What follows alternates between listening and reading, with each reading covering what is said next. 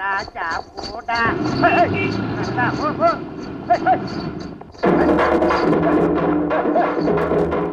ஏண்டா குதிரை நகர மாட்டேங்குது?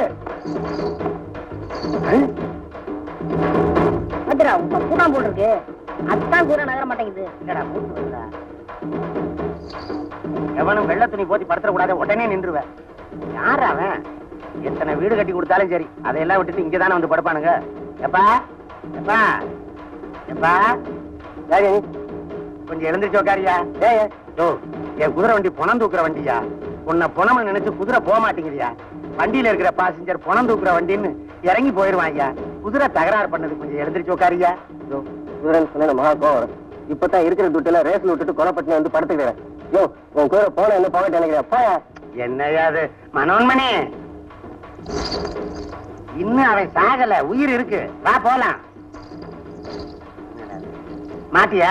என்னடா இது வேதனை? எப்பா என்னடா இது? இவன் இழந்துருச்சாத்தான் குதிரை போதேங்குது. வண்டியில இருக்கிற பாசஞ்சர் ட்ரெயினுக்கு போகணும்னு சொல்றான். இவனை எப்படி எழுப்பி தொலைகிறது? பாம்பு பாம்பு பாம்பு பாம்பு பாம்பு, இங்க பாம்பு, இங்க இங்க இங்க. அந்த குதிரை வரப்பிடுச்சு.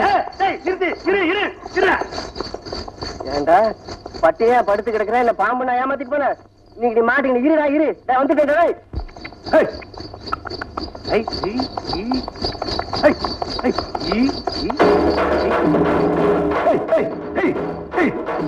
ஏண்டா போக மாட்டேங்குது?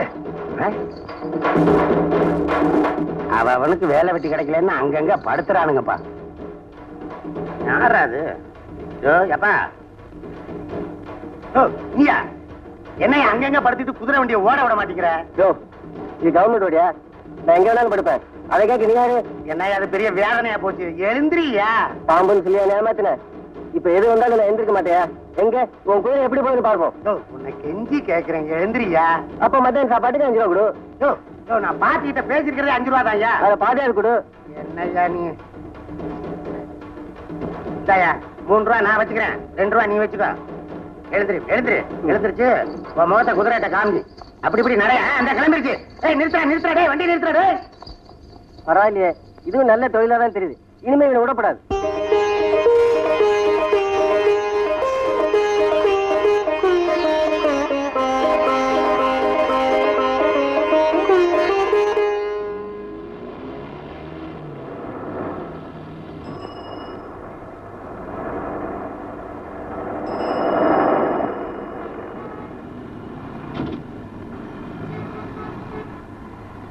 என்ன மன்னிச்சிருங்க.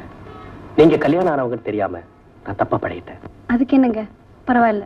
என்னதான் இருந்தாலும் கல்யாணங்கிற பேர்ல உங்க வாழ்க்கையை சுடுகாடாக்கிட்டாங்க. இந்த வாழ்க்கையில நீங்க சந்தோஷமாக இருக்க முடியாது. நீங்க தப்பா நினைச்சிட்டு இருக்கீங்க, நான் சந்தோஷமா தான் இருக்கேன். ஏதோ பேச்சுக்கு சொல்லிட்டீங்க, பின்னால திரும்பி பாருங்க. இந்த சுடுகாட்டுக்கும் உங்க வாழ்க்கைக்கு என்ன வித்தியாசம்? நான் எப்பவும் பின்னால பாக்குற பழக்கம் இல்ல, முன்னாலதான் பாப்பேன். முன்னால பாருங்க. எனக்கு முன்னால தெய்வம் தான் இருக்கு. இப்ப நம்ம பின்னால்தான் சுடுகாடு இருக்கு.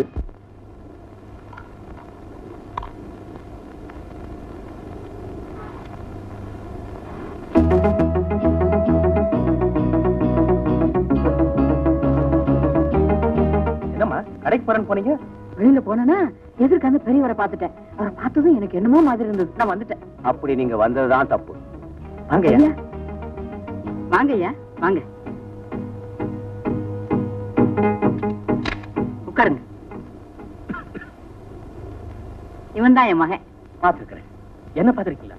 மாடியில் இருக்கிறப்போ அடிக்கடி பாத்துருக்கிறேன். அது ஈனா ரொம்ப புழுக்கமா இருக்கும். மேல போனா ஒரு ரிலீஃப். கிராமத்துல காத்தோட்டமா இருந்துட்டு இங்க டஞ்சன் மாதிரி ஒரு ரூம். நிக்கிறீங்களே, உட்காருங்க. நீங்க பேசிக்கிட்டு இருங்க, நான் இதை வந்துடுறேன். இல்லைங்கம்மா, எனக்கு ஒண்ணு வேண்டாம். என்னையா அது முதல்ல வீட்டுக்கு வந்திருக்கீங்க, ஒண்ணு சாப்பிடாம போனா எப்படி? இந்த வீட்டுல நான் ஏதாவது சாப்பிடணும்னா முதல்ல உங்க மனசுல இருக்கிற சங்கடத்தை போக்கிக்கணும். ஆமா, என்ன பார்த்துட்டு ஏன் திரும்பி வந்தீங்க? ஒண்ணும் இல்லையா, அன்னைக்கு பாருங்கம்மா, கல்யாணிய பொண்ணு கேட்க வந்ததுல தப்பே இல்லை. ஏன்னா அவளை பத்தி உங்களுக்கு ஒண்ணு தெரிஞ்சிருக்க நியாயம் இல்லையே. அதனால நடந்ததை மறந்துட்டு அவ பேர்ல எந்த அளவுக்கு அன்பு வச்சிருந்தீங்களோ அதே அன்பு கடைசி வரைக்கும் நிலைக்கணும். அதுதான் என் ஆசை. நீங்க என்ன சொல்றீங்க? என்னங்க இப்படி சொல்றீங்க? கல்யாணி ஏன் குழந்தை மாதிரி. அது போதுமா? இப்ப போங்கம்மா. எனக்கு என்னென்ன கொண்டு வரணும்னு நினைச்சீங்களோ அத்தனையும் கொண்டு வாங்க. நான் சாப்பிட தயாரா இருக்கேன். ஆமா, எங்க போயிட்டு வரீங்க? ஒண்ணுமில்லம்மா, பேப்பர் வரல, வாங்க போயிருந்தேன். என்கிட்ட சொல்லிருக்க கூடாதா? டாக்டர் உங்களை ரொம்ப நடக்க கூடாதுன்னு சொல்லிருக்காருல்ல. இப்ப என்ன 100 மைலா நடந்து வரேன். கீழதானே போயிருந்தேன். வா கல்யாணி, உனக்கு விஷயம் தெரியுமா? அன்னைக்கு நம்ம வீட்டுக்கு வந்திருந்தாங்களே, அந்த அம்மாவை வழியில பார்த்தேன். சடால திரும்பி போயிட்டாங்க. என்னடா பார்த்துட்டு திரும்பி போறாங்களே நினைச்சேன். அப்புறமா தான் புரிஞ்சது நம்மள பார்க்கவே கூச்சப்படுறாங்கன்னு. பின்ன அவங்க செஞ்ச காரியத்துக்கு எந்த மூஞ்சியில உங்களை பாப்பாங்க? அந்த அம்மா என்ன தப்பு செஞ்சாங்க? என்ன தப்பா? எவ்வளவு தைரியம் இருந்தா உங்ககிட்டயே வந்து, சேச்சே நான் தெரியாம தான் கேக்குறேன், ஒரு பொண்ணு கல்யாணம் ஆனவளா இல்லையான்னு கூட ஒரு பொம்பளை தெரிஞ்சுக்க முடியாதா? உன்னை பார்த்தா சின்ன பிள்ளையா இருக்கேமா. இருக்கட்டுமே, கழுத்துல போட்டுக்க தாலிச்சேன் கூட அந்த அம்மா கண்ணுக்கு தெரியாம போயிடுச்சு. இதுக்கு தான் சொன்னேன், ஒரு மஞ்ச கயித்தை வாங்கி கழுத்துல கட்டிக்கிறேன். கேட்டா தானே என்னமோ பெருசா கௌரவம் போயிடும் சொன்னீங்க. இப்ப என்னாச்சு? இப்ப என்ன ஆயிடுச்சுன்னு இப்படி ஆத்திரப்படுற? இந்த பாருமா, அந்த அம்மா மட்டும் இல்ல, ஊர்ல ரொம்ப பேர் உன்னை என் பொண்ணுன்னு தான் நினைச்சுக்கிட்டு இருக்காங்க. அதுக்காக அவங்க கிட்ட போய் சண்டைக்கு நிக்க முடியுமா? நீங்க ஒண்ணு சண்டைக்கு போக வேண்டாம். நானே அவங்க சந்தேகத்துக்கு ஒரு முடிவு கட்டுறேன். என்ன செய்ய போற? கழுத்துல இருக்கிற தாலிச்சேனுக்கு பதிலா மஞ்ச கயித்தை கட்டிக்க போறேன். அப்படியே கயித்தை கட்டிக்கிட்டாலும் அப்பவும் என் பொண்டாட்டி நான் நினைக்க போறாங்க. ஏதோ கல்யாணமான மருமகளாவோ மகளாவோ தான் நினைக்க போறாங்க. போதும் போதும், ஊர்ல உலகத்துல எவ்வளவுமே ரெண்டாவது கல்யாணம் பண்ணிக்காத மாதிரிதான். இந்தாங்க மாத்திரை சாப்பிடுங்க. இனிமே நீங்க எந்த வீட்டுக்கும் போக வேண்டியதில்லை. நான் ஏன் அவங்க வீட்டுக்கு போனேன்? அந்த அம்மா தன் மனசுல ஏதோ பெருசா குற்றம் செஞ்சுட்டுதான் நினைச்சிட்டு இருக்காங்க. அது இல்லைன்னு நிவர்த்தி செய்ய தான் நான் போனேன். ஏமா, அங்க போனதுக்கு அப்புறம் தான் அந்த அம்மா எவ்வளவு வசந்தவங்க, அந்த பையன் எவ்வளவு நல்லவங்கிறது எனக்கு புரிஞ்சுது. ஆமா, அவங்க நல்லவங்களா இருந்து நமக்கு என்ன ஆக வேண்டியிருக்கு? என்னைக்குமே அப்படி சொல்லாதம்மா. ஒண்ணு சொல்றேன் கேளு, மனுஷனா பிறந்தவனுக்கு சொத்து இல்லைனாலும் பரவாயில்ல, சொந்த பந்தம் இல்லைனாலும் பரவாயில்ல, ஆனா 4 நல்லவங்களுடைய ஆதரவு நிச்சயமா வேணும். நம்ம எடுத்துட்டே ஊர் விட்டு ஊர் வந்திருக்கோம். நாளைக்கு நமக்கே ஒரு நல்லது கெட்டது நடந்தா அவங்களுடைய உதவி தேவைப்படும் இல்லையா? எப்போ அந்த அம்மாவே தான் செஞ்ச தவறும் உணர்ந்துட்டாங்களோ, நாமும் அதை மறந்துடுறதுதான் நியாயம்.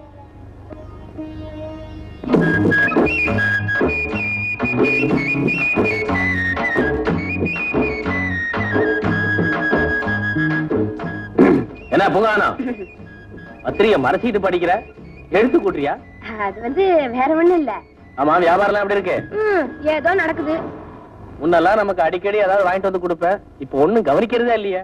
4 பேர் நம்மளை பத்தி தப்பா நினைக்க கூடாது பாரு, அதான். நாம எப்படி பழகுறோம் நமக்கு தெரியும். ஊர்ல இருக்க என்ன சொல்றது, விடு. அது சரி. டேய் மாரி, இங்க வாடா. யாரும் டாக்ஸி தூக்கிட்டு போக மாட்டாங்க. கொஞ்சம் கடையை பாத்துக்க. நான் போய் குழாயில தண்ணி பிடிச்சிட்டு வந்துடுறேன்னு. தண்ணி பிடிச்சிட்டு வந்துடுறேன். என்னடா சைடுல இந்த டியூட்டி வரையா? ஏதோ நாஸ்டல் டியூட்டி கிடைக்கும்.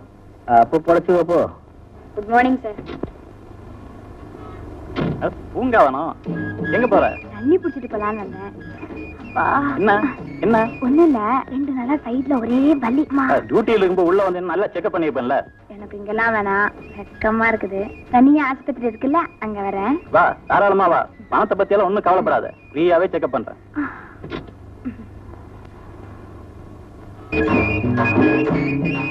சார்.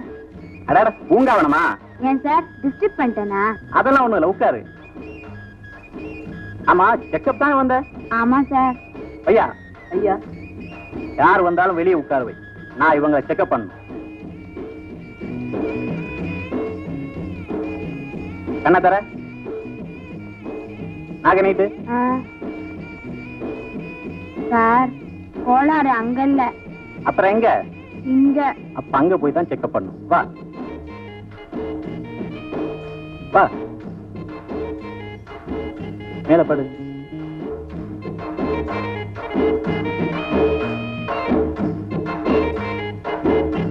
எங்க வலிக்குது? இங்க இருந்து இது வரைக்கும்.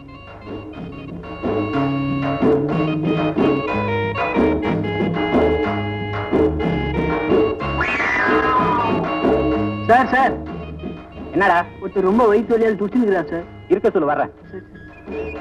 அப்புறம் எங்க? முட்டிக்கு கீழே.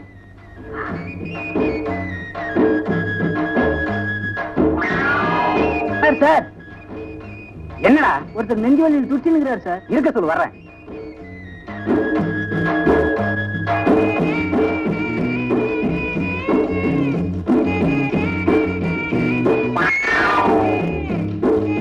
சார் என்ன ரொம்ப கூட்டமா இருக்கு சார்.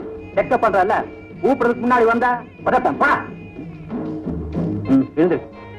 எப்படி இருக்கு டாக்டர்? நீ அடிக்கடி செக்கப்புக்கு வரணும். அப்பதான் நான் உன்னை கரெக்டா ஸ்டடி பண்ணிக்க முடியும். வரியா?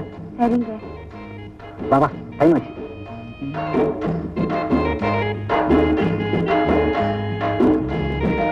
அப்ப நான் வரேன் சார். சரி.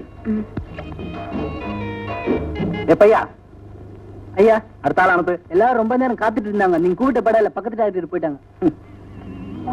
என்னடி ஏரியா விட்டு ஏரியா வந்துக்கிற? 2-3 நாளா சைட்ல ஒரே வலி. சைட்ல வலிக்குதா? அடியோ அறிவு கட்டவல. ஏண்டி காத்தால என்ன ஆஸ்பத்திரி கிட்ட பாத்தியில கேக்கா எனக்கு இப்படி இருக்குன்னு ஒரு வார்த்தை சொல்லியிருந்தா நேரா பெரிய டாக்டர்க்கே கொண்டு போய் நிக்க வச்சிருப்பேன். இந்நேரம் உன்னை ஃபுல்லா செக்அப் பண்ணிருப்பாருல. நானும் இப்ப செக்அப் பண்ணிட்டு தான் வரேன். செக்அப் பண்ணின்னு வரியா? யாருக்கு தெரி? நமக்கு தான் டாக்டர் மாத்திக்கிறாரே. அதியா அது எனக்கு தெரியாத டாக்டர். அதான் ஷோக்கா ஹீரோ மாதிரி இருப்பாரு. ஹீரோ மாதிரியா? பேரு தெரியாது. ஏண்டி ஊர் பேர் தெரியாமட்ட போயா செக்அப் பண்ணின்னு வர? ஒரு லெவல்ல இருக்குது. அது கையில போய் எப்படி பேர் கேக்குறது? அப்போ அந்த டிரைவருக்கு கரெக்டா கொடுத்துட்டேன்னு சொல்லு. மிஸ்டேக் பண்ணிக்கிறேன். நானும் அவன் ஒத்து மேல என் போய் விழுறேன். அவங்களாதான் வந்து விடுறாங்க. என்னடி சொல்ற? அக்கா அந்த டாக்டருக்கு ஒரு நாளைக்கு நான் உதவி பண்ணேனா அதுல இருந்து என்ன என்னமோ மாதிரி பாக்குறாரு பேசுறாரு. அதுவும் இந்த வேலை போது நாம ஒதுங்கி போறது நல்லா கண்ணியா சொல்ல. அப்போ அந்த டாக்டர் மேல ஒரு கண்ணை வச்சுட்டேன்னு சொல்லு. அதுதான் என் மேல கண்ணை வச்சுக்குது. ஏண்டி அவரு மேல கண்ணை வச்சிருந்தா கூட ஒன்ன நம்பி 2 பேர் இருக்கிறாங்களே அவங்க கதி இன்னும் ஆவறது. ஏக்கா ஒரு சின்ன கணக்கு சொல்றேன் கேளு. ஆரம்பிச்சிட்டியா? இந்த டாக்டர் மாசத்துக்கு 1000 சம்பாதிக்குது. தனியா ஆஸ்பத்திரி வேற வச்சிருக்குதான். அதுலயும் தினைக்கு 200 300 கிடைக்குது. இந்த லெவல்ல ஒரு மனுஷன் கிடைக்கிறானா அத்த உடறதுக்கு எவ்வளவுதான் மனசு வருமா? அடிப்பாவி. ஏண்டி அப்ப அந்த வார்ட் பாய் கதி என்ன ஆவறது? டிரைவர் கதி இன்னாடி ஆவறது? இத்த நம்பிக்கை அத்த விட்டுட முடியுமா? 2த்தையும் லைன்லயே வச்சுக்கிறேன். லைன்ல வச்சுக்கிறாளா?